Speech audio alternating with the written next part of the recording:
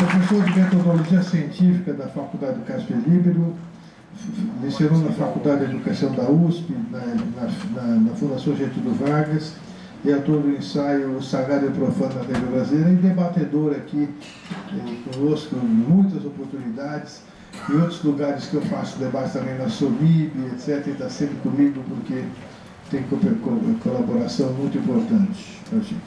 E o nosso Yuri Teixeira, especialista em desenvolvimento de produtos audiovisuais,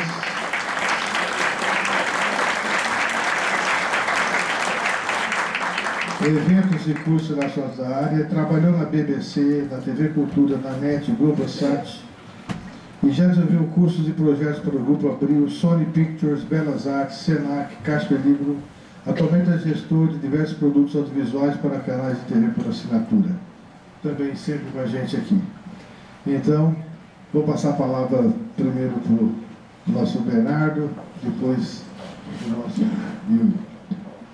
10 minutinhos hoje. Podemos ser até mais breves, porque tem um pouquinho de tempo depois com a gente.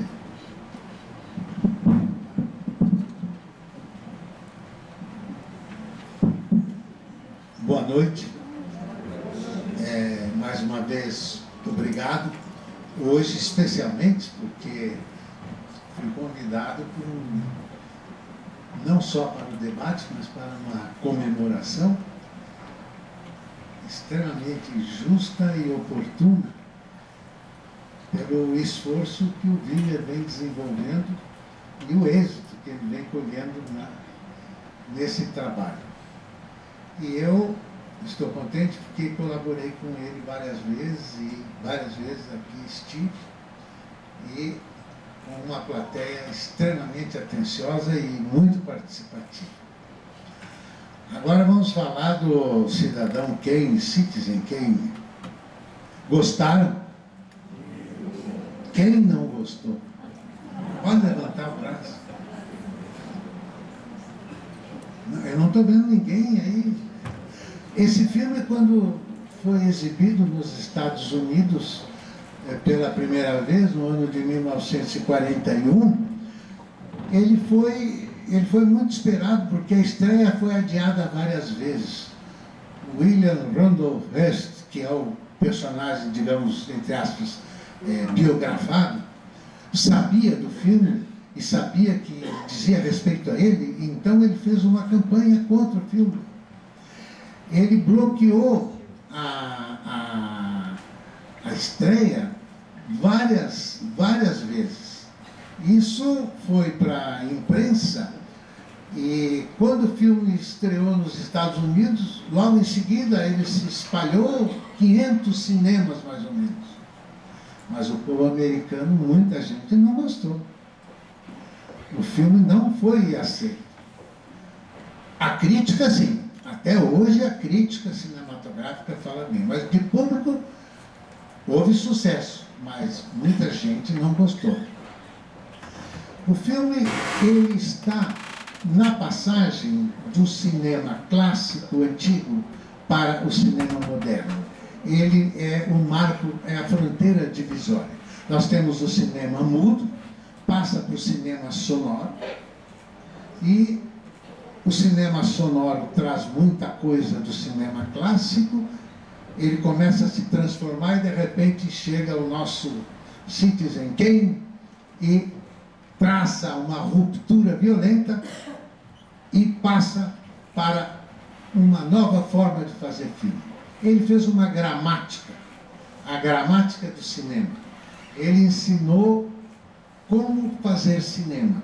Então o filme tem um interesse muito grande para quem está envolvido com a cinematografia do ponto de vista da produção, do ponto de vista da crítica, do ponto de vista da história, enfim.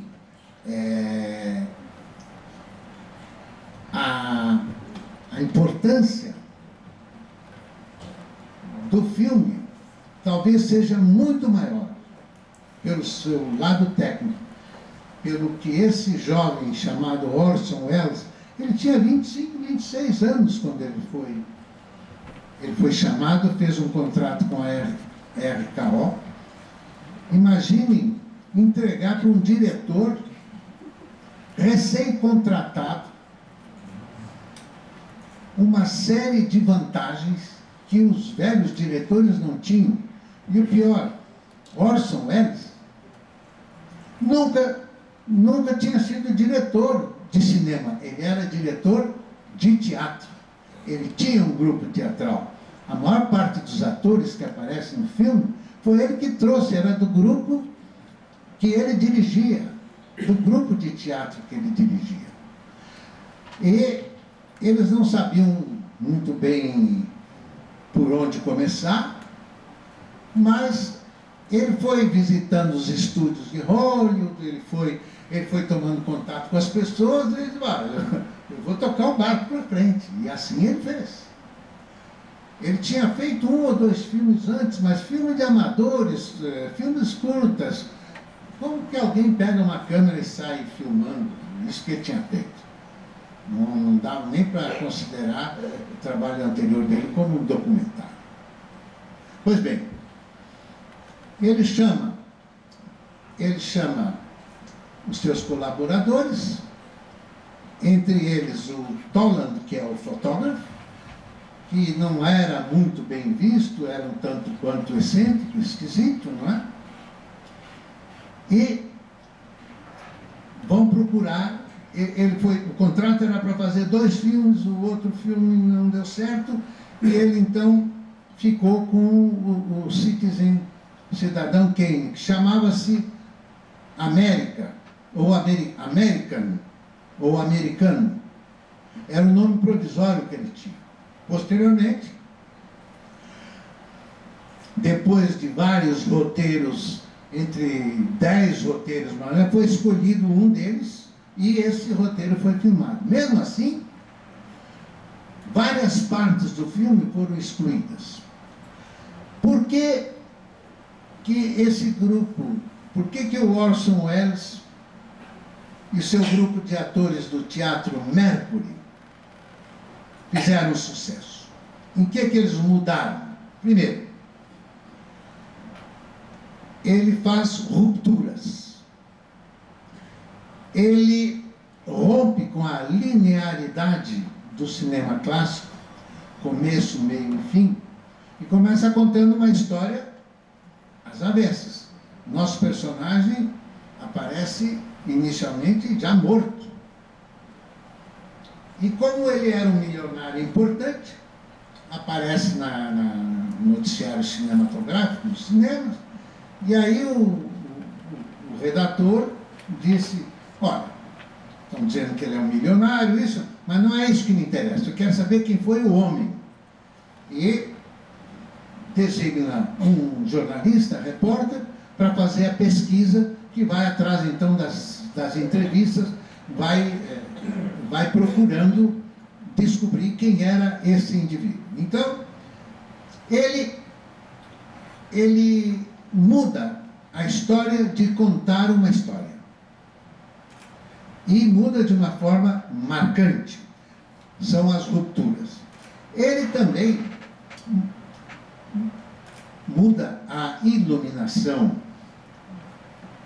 Ele trabalha, ou melhor, ele usa os efeitos de grandes contrastes. Branco e preto, claro e escuro. Existem momentos que a tela tem um lado completamente escuro, o outro lado completamente escuro, uma espécie de janela no meio e alguma coisa iluminada lá no fundo. Ele mexe no foco.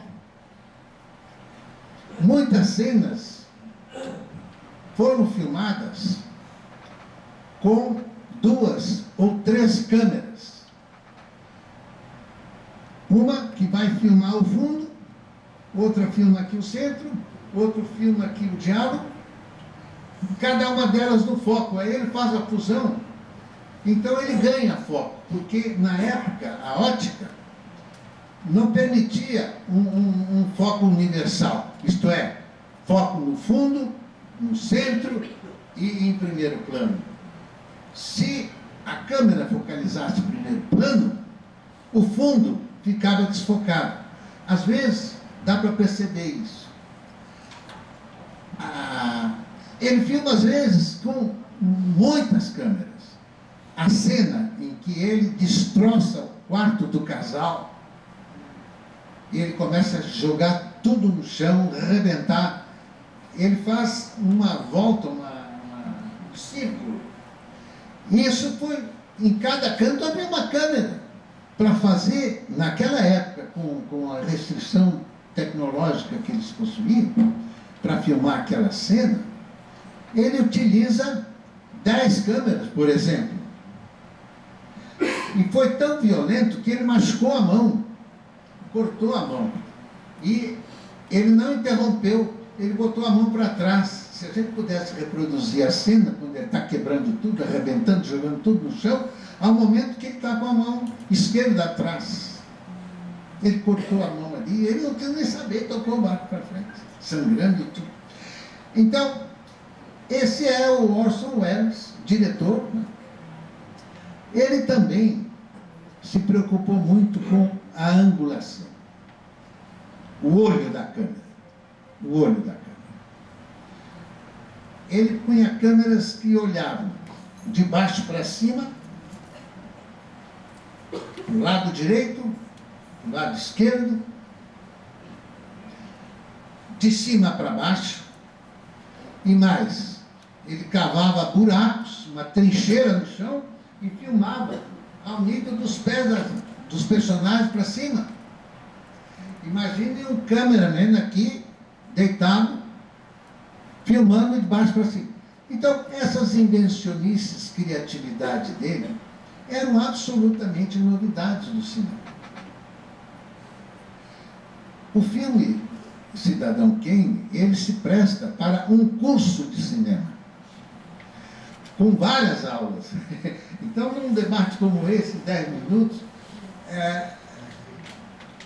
todos os debatedores vão ficar mais ou menos restritos a tocar em alguns pontos, porque há múltiplas abordagens possíveis com comentários mais ou menos alongados, né?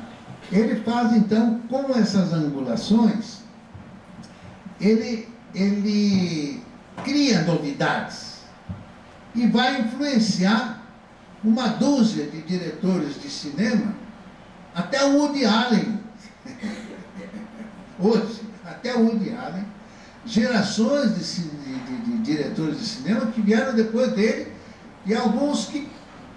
Há um diretor, não lembro o nome agora, mas que dizem que ele exibia na sua casa, Cidadão Kane, ele exibiu mais de 30 vezes, porque ele parava para examinar cena por cena, aprendendo, estudando. Além disso, nós temos o cenário. Ele enche a cena de objetos. As cenas são ricas de objetos. Agora, no final, quando Xanadu é encaixotada, vocês estão lembrados daqueles caixotes? A cena é de alto para baixo, milhares, centenas, uma quantidade incrível de caixotes. Mesmo os interiores comuns, uma quantidade enorme de objetos cênicos, mesas, cadeiras, bibelôs, coisinhas, ele enche. Ele também, ele pode ser visto como muito ligado a figuras geométricas. A redação do jornal que ele comprou, vocês podem ver, ela tem teto baixo, né? Um teto baixo, isso é invenção dele. Colunas cilíndricas no meio da redação, que, do ponto de vista da arquitetura, não tem quase que função. Ele tem muitas janelas com cortinas na vertical. Portas, ele dá um show de portas, com portas maciças, com portas lisas, com traços verticais, traços horizontais, formas maciças, geométricas. Tudo isso faz parte da cenografia e da preocupação cênica. cada vez que uma cena seria filmada, há uma grande preocupação, detalhada mesmo, cheia de detalhes, para saber o que e que coisas devem estar presentes no cenário. Nós temos muitos outros aspectos para comentar, mas eu, para finalizar, vou falar só um pouquinho do Rosebud, que é um enigma. Faz parte do roteiro. Esse enigma, eu sei muito bem que os meus colegas vão falar também sobre isso, ele traz um elemento enigmático, um quebra-cabeça, uma dúvida. Porque o cinema de Orson Welles não é um cinema que o público fica absolutamente estático. Ele quer que o público participe. E a participação do público é feita a partir de um desafio que ele lança, esse mistério. Porque ninguém sabe o que vai acontecer se o jornalista vai descobrir quem é o fulano. E a cada entrevista aparecem aspectos díspares. E o Rosebud é uma palavra lançada, em alguns momentos até dizem, é para conhecermos o homem. Quem é esse homem? Rosebud é a história desse homem. É uma palavra que, digamos assim, representa esse indivíduo. Mas do ponto de vista do roteiro, isso é um artifício que ele obriga o público, a plateia, a participar da trama que está se desenvolvendo e obriga o público a ficar prestando atenção e até chegar na última cena e descobrir a história do mistério que envolve. Agora, finalizando então, há muitos aspectos do filme que nós teríamos que conhecer, peculiaridades da política interna dos Estados Unidos. Os presidentes da República, com aquela história da cantora de teatro. Houve um presidente nos Estados Unidos que tinha uma amante ou esposa, e ele queria que ela se tornasse atriz de cinema de qualquer jeito. Então, ele aproveita, é claro que não como cinema, mas como cantora de ópera. Existem, então, muitos fatos. Cuba, guerra com a Espanha, né? A Bolsa de Nova York, os jornais sensacionalistas, a imprensa. Há muitos fatos da história dos Estados Unidos que foram resgatados e que hoje estamos muito distantes e, evidentemente, a gente às vezes nem conhece a nossa história brasileira, porque a gente depende das delações, não é? Para ficar sabendo o que aconteceu. Imagine, então, no caso dos Estados Unidos. Então, eu fico por aqui, passo a palavra para os meus colegas. Muito obrigado.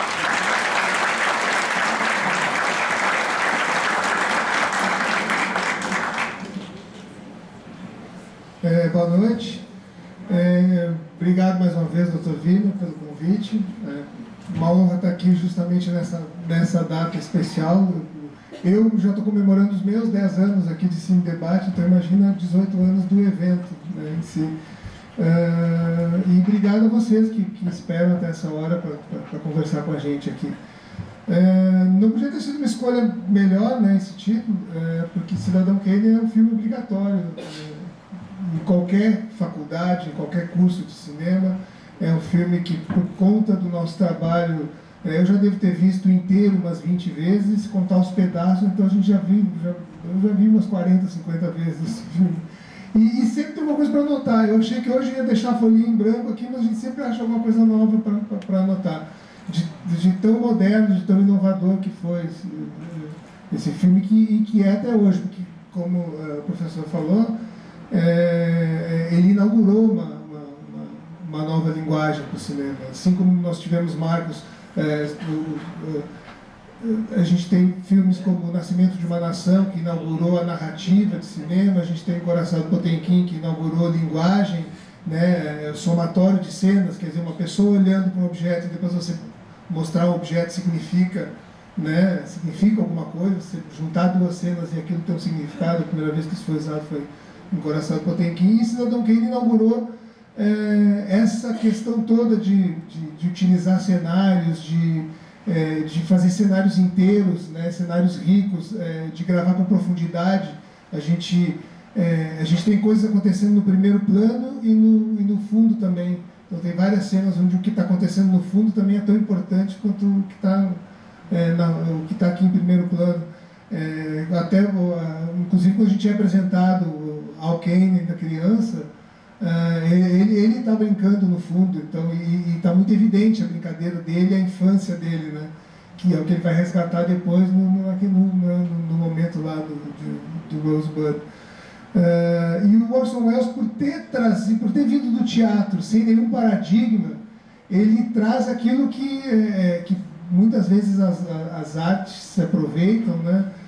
Empresas também utilizam muito isso, de trazer o frescor de alguém que não é do meio, porque a pessoa, apesar de ser inexperiente em algumas coisas, se a gente perceber o filme também, ele tem alguns problemas de continuidade, ele tem alguns objetos que, naquele movimento de câmera, às vezes a câmera esbarra em objetos, quer dizer, você vê a câmera se movendo e o objeto ainda, você percebe que a câmera esbarrou no objeto, tem alguns probleminhas ali da inexperiência, mas o que ele trouxe de frescor compensa tudo isso, né? Muito maior que tudo isso. Por exemplo, né, uma coisa que a gente percebe que está muito da personalidade do Orson Welles, de conversar com o público, de brincar com o público, de brincar até com a psique de quem está assistindo, ele sempre gostou muito de provocar essas emoções, né? Então a gente percebe que, por querer fazer isso, ele inaugurou a linguagem que hoje é a coisa mais comum que existe em cinema, que é o fato de a gente, quando quer mostrar que o personagem está oprimido naquele momento, ou que está solitário, o que a gente faz? A câmera afasta e você mostra o personagem, o ator pequenininho, né, no cenário, o cenário grande com ele lá no meio, ou então as pessoas que estão oprimindo num plano mais alto e ele lá embaixo. Então o protagonista muitas vezes fica nessa situação, na linguagem moderna. E o Kane quase nunca está nessa situação, ele está sempre visto de baixo para cima, então ele sempre é um gigante na tela. E principalmente na interação dele com a segunda esposa, porque ele tinha aquela sensação de que, poxa, eu trouxe ela e eu tenho propriedade sobre ela, quer dizer, eu quero fabricá-la, eu quero transformá-la é bom, eu quero transformá-la no que eu quero, e eu quero moldar essa esposa, né? Eu quero transformar ela numa cantora. Por quê? Porque o personagem, ele tem essa sensação de poder e ele quer usar esse poder em relação ao público, né? Ele diz isso várias vezes nos diálogos, né? Que o público vai pensar o que eu quero, eles vão pensar o que eu quero que pense, né? Ele não esconde em nenhum momento assim, essa vontade de exercer o poder que ele tem por dominar o meio de comunicação. Então, e o Orson Welles tinha muito disso. A relação dele com o Leland também tem muito a ver, não só com o William Randolph Hearst, que é a pessoa retratada mais conhecida, né, do filme, mas ele também trouxe muito a relação dele com o Leland, ele trouxe muito a relação dele com o Herman Mankiewicz, que é o roteirista. E a relação dele com o Mankiewicz foi muito assim, porque o Mankiewicz trouxe experiência, então ele era o cara que fazia um pouco esse papel de intermediar a relação com os executivos, com o estúdio, com a equipe, porque o Orson Welles estava trabalhando com uma equipe que ele já conhecia, que eram os atores, né, do grupo de teatro onde ele veio, mas ele também tinha profissionais ali que não o conheciam da indústria, então ele também tinha que conversar com esse pessoal no set, e aí o Mankiewicz trazia toda a experiência dele como roteirista e como produtor. Ele era um contratado dos estúdios. Ele também era considerado um rebelde na indústria, porque o Mankiewicz, ele antes de estar na RKO, numa época ainda que roteiristas, produtores eram contratados, eram fixos do estúdio, era uma relação mais ou menos como uma Globo hoje para produzir novelas. A relação dos estúdios era essa. Os produtores, os atores não eram independentes como são hoje. Então eles produziam e trabalhavam em projetos que nem sempre eles tinham controle criativo. E o Mankiewicz trazia a experiência de ter trabalhado na Paramount por vários anos, na MGM. Ele saiu brigado com quase todos os estúdios por onde ele passou, saiu brigado da própria RKO depois desse filme, uns 2 anos depois ele saiu do estúdio. Mas ele trouxe a experiência de ter produzido filmes dos irmãos Marx. Ele fez o primeiro, os Cavaleiros Preferem as Louras, né, que não sei se todo mundo sabe, mas o filme da Marilyn Monroe é uma refilmagem de um filme mudo de 29. Então, e ele produziu, o Mankiewicz produziu. Então, e eles tinham uma relação muito parecida, inclusive o Mankiewicz era um beberrão, ele bebia, chegava bêbado nos sets, então ele já era um cara seguro de si, e às vezes o Orson Welles tinha que cobrir o colega que estava bêbado no set, e ao mesmo tempo o Mankiewicz compensava a inexperiência do Orson Welles com o que ele já trazia de bagagem. Então o próprio Orson Welles foi um pouco retratado pelo personagem Kane, né? E ele já demonstrou todo o talento que ele ia ter depois. A gente já debateu aqui Marca da Maldade, né? Outros filmes dele já passaram aqui pelo debate, porque ele tinha exatamente 25 anos quando fez esse filme. Ele ganhou um absoluto controle criativo pelo frisson que ele causou com o grupo de teatro dele, no Mercury Theatre. Ele trouxe pessoas, trouxe os colegas dele. O Joseph Cotten, inclusive, fez uma super carreira em Hollywood, protagonizou filmes alguns anos depois. E ele estava estreando aqui nessa produção. E ele, com 25 anos e com todo esse controle criativo, ele entregou esse filme que é obrigatório em praticamente qualquer curso de cinema, por ter inaugurado essa questão de provocar emoções no público baseado na linguagem que ele está utilizando, essa questão do posicionamento da câmera, até, inclusive, tem algumas cenas muito chave da história dele que essa linguagem está evidente. Por exemplo, ele está no leito com a esposa que tinha tentado se matar, né? E ele está ali, ele está concedendo a ela, né, o direito de fazer o que ela quiser da vida dela. Então ele também está numa posição de superioridade nesse enquadramento. Ela está lá embaixo, doentinha, caidinha, na iluminação, está todo deixando ela, né, frágil, e ele está numa posição de poder de novo. Ele está numa posição de poder, inclusive, quando ele pede para ela não ir embora. E ela deixa isso evidente no diálogo, né? Ela diz: não, você não quer que eu vá porque você não quer que eu faça isso com você.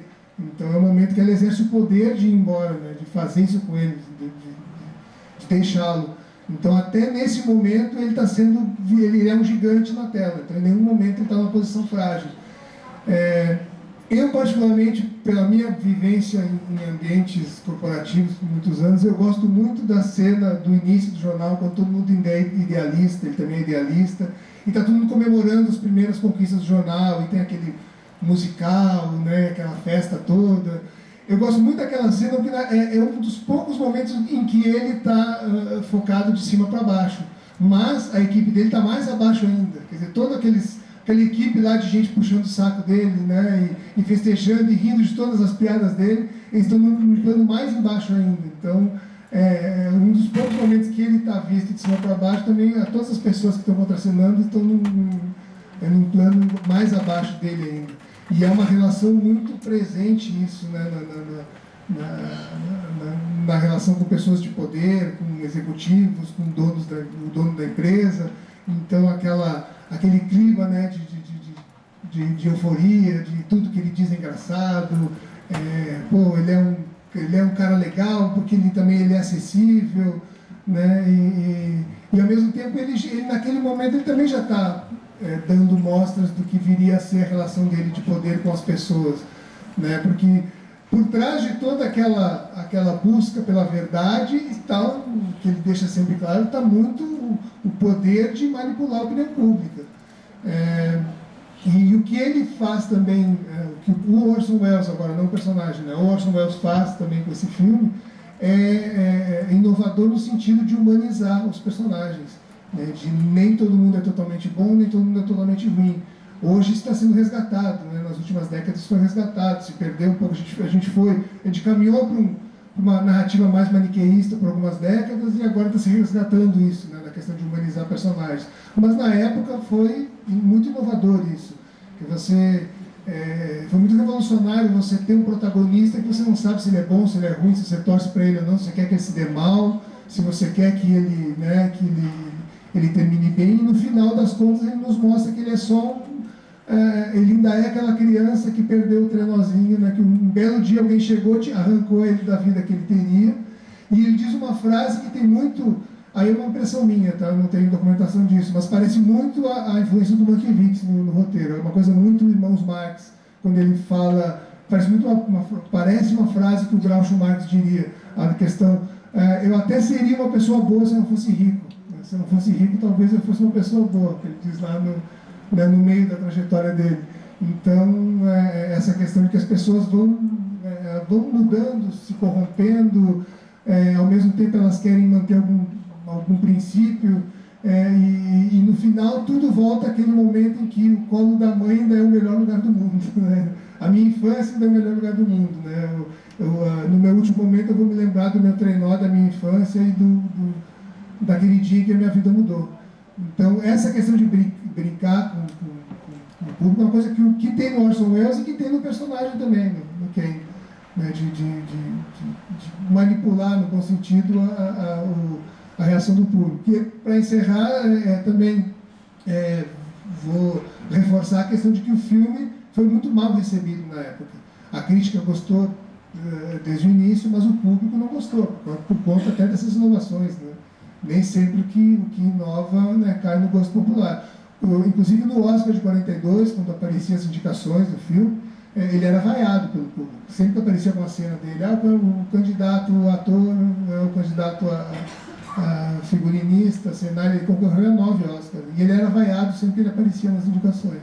Ele só ganhou o roteiro. Né? O roteiro, na época, já foi reconhecido, né, como genial. Mas vale destacar isso, que foi um filme que, por romper, por modernizar, por trazer uma coisa nova, ele demorou a ser reconhecido. Ele só foi valorizado na cultura americana e na cultura mundial depois na década de 50. Exatamente, 14, 15 anos depois. Ele foi relançado em 56 ou 59. Ele foi relançado nos cinemas e aí o público já viu com outros olhos.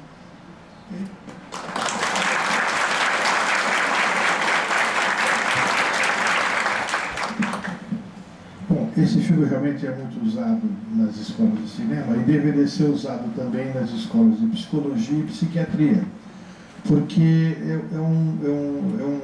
uma análise muito interessante da psicopatologia dessa pessoa, do narcisismo, da revolta, da infância roubada, do significado da herança que ele recebe, mas não é a herança que ele quer receber, é a herança que a mãe quer dar, né? Então os pais decidindo a vida dos filhos, e a revolta e também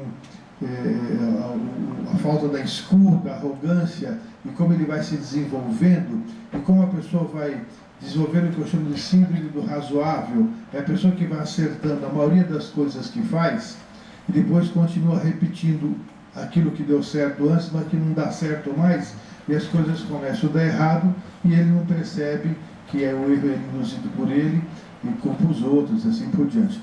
Deveria ser também estudado nas escolas de ciência política. Eu não sei se alguém fez a relação desse personagem com algumas personagens atuais da nossa política. Não é? Certo? E aí a própria questão do estudo de ciência política, eu sugeriria que ele entender o seguinte, né? Quando é que a tarde vira noite, né? Quando que a pessoa que é o idealista, que ele era uma pessoa que lutava contra o capital, ele era uma pessoa com uma visão de esquerda, teoricamente, no começo, né? Como que uma pessoa que de repente tem essa visão, de repente se transforma num grande capitalista da pior espécie, né? Esse é um processo, e é processo de como ele manipula a mídia, né, no sentido assim, me deu os fatos, a guerra eu faço.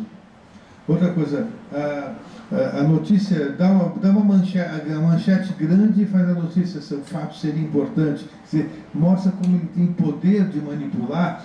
Então, eu acho assim, esse filme gera uma reflexão importante para a gente fazer na própria questão da educação política mesmo, na nossa percepção sobre como a gente é influenciado e como às vezes as pessoas no poder erram, né? Porque chega uma hora que o próprio poder que ele criou volta-se contra ele, né? E aí eu estou escrevendo um livro sobre erro, pesquisei sobre erro, eu estou escrevendo, finalizando o livro, e lá tem um erro chamado erro do tem que ser. Assim, e no filme ela fala alguma coisa para ele assim, você tem que ser do jeito que você quer. E o amigo, aquele, o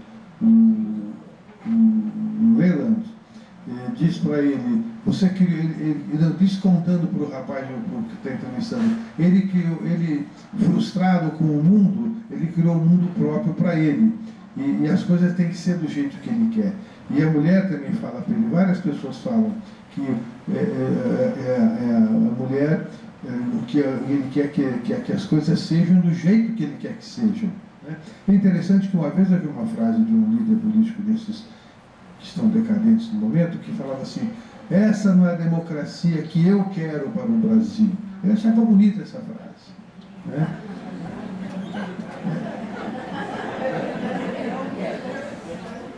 Então, vai mostrando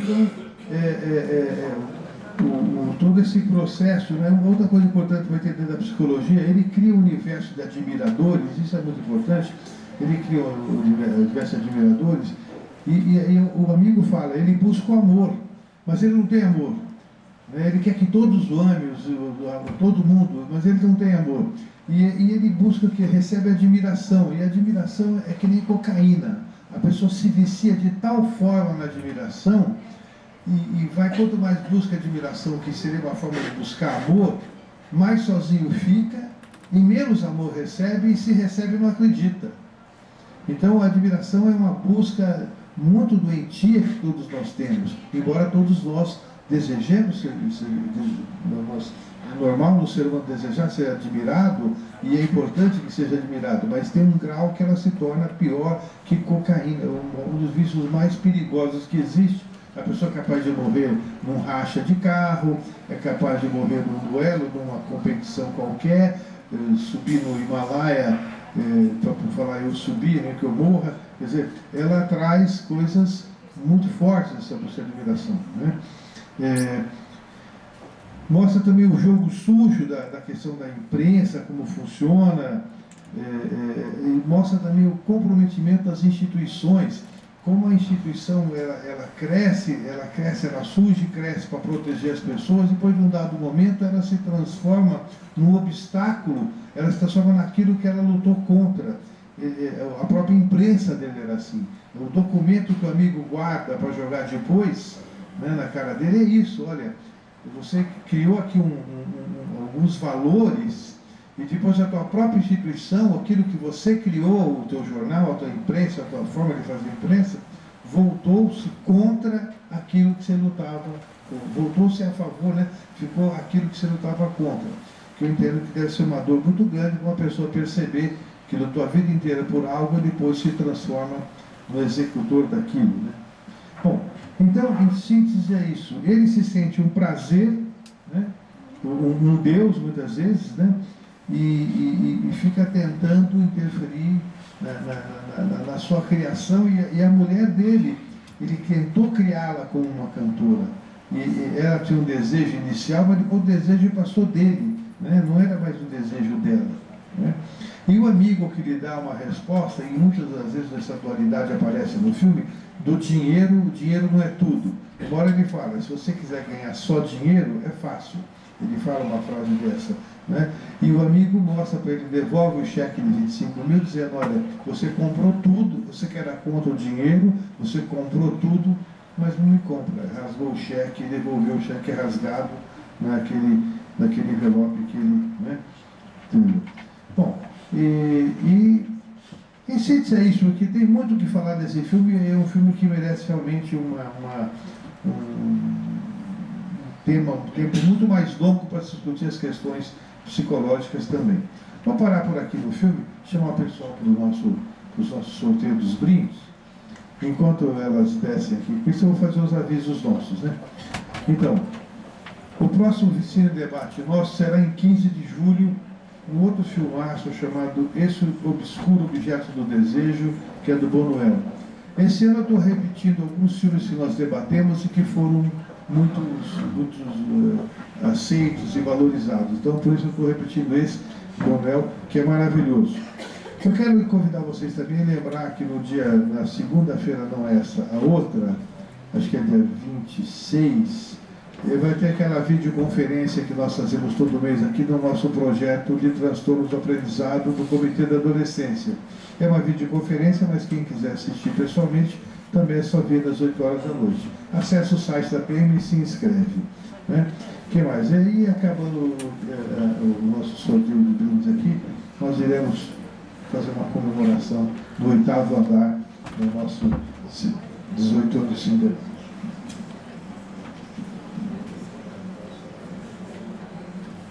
Pronto. Renata Scatolini.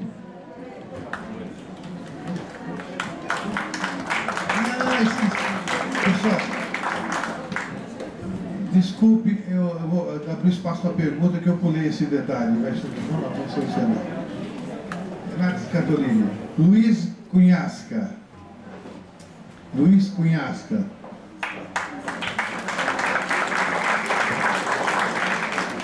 Luciana Pasquale.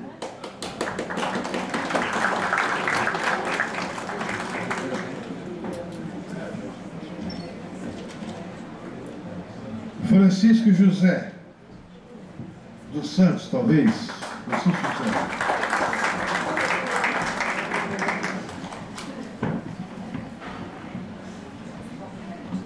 Tem mais? Iris Kemiema.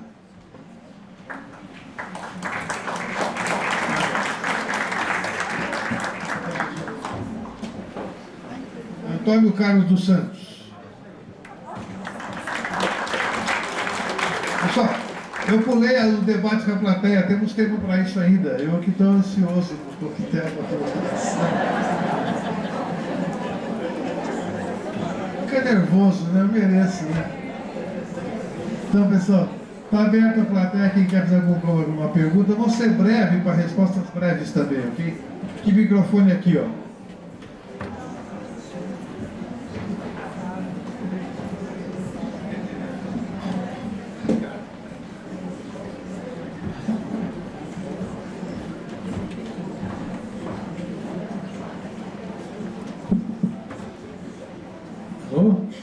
Eu queria sugerir um filme do Orson Welles, que não é muito conhecido, mas também é muito importante, O Terceiro Homem. Ok, vou colocar na semana que vem. Algum comentário mais, André, ali?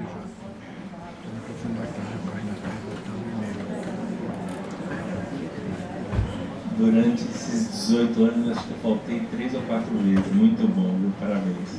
Obrigado.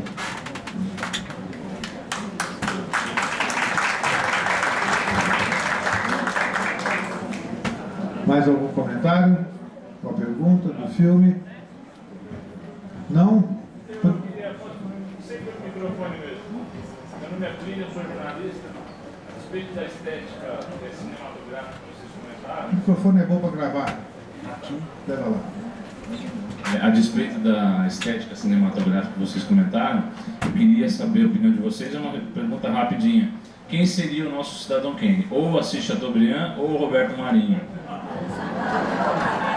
Mas eu queria a opinião dos três, sem ficar em cima do muro. Olha, eu tenho a minha opinião. Eu pensei no Assis Chateaubriand, pensei no Marinho e pensei em outros atuais que eu prefiro. Esse eu prefiro não falar o nome.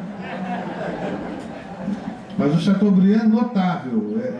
Eu pensei assim, acho que Chateaubriand assistiu o filme. Né? Eu também acho que o Chateaubriand combinaria mais fazer essa associação. Mas a respeito do William Randolph Hearst, tem várias coincidências que acabaram sendo limadas no final do filme, né? No roteiro original, era para ter, inclusive, a esposa, a Susan, era para ter um caso. Porque é tão inspirado no caso do William Randolph Hearst que ele tinha um caso, ele acabou tendo um segundo casamento com a Marion Davies, que era uma atriz que ele fez a mesma coisa, comprou um teatro, tentou lançar como atriz, e ela acabou tendo um caso com o Charlie Chaplin. Então, só que isso acabou sendo limado porque o Hearst já estava incomodando antes, né? Imagina se o personagem ainda sofresse esse tipo de baque na história. Mas acho que o Assis Chateaubriand tem mais a ver pela época, pelo tipo de atuação, né? Pela importância. Bernardo, fala sobre, por favor.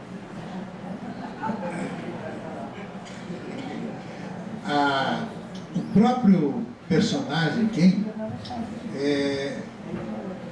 foi criado a partir de alguns modelos. O mais importante é o Hearst.